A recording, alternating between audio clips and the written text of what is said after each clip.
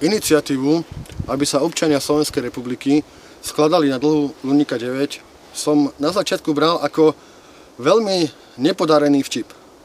Bohužiaľ, je to myslené vážne. Obyvatelia Luníku 9, ktorí nikdy nepracovali, poberajú sociálne dávky. Nikdy sa neskladali na dôchodkový systém, ale budú poberať dôchodky.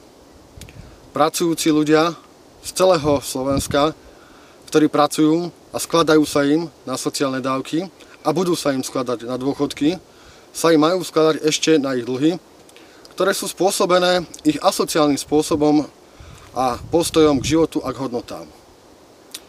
Priatelia, povedzme 12. júna 2010 dosť rozdávaniu našich daní na takéto nezmyselné mrhanie do štátneho rozpočtu. Nebojme sa, správme to.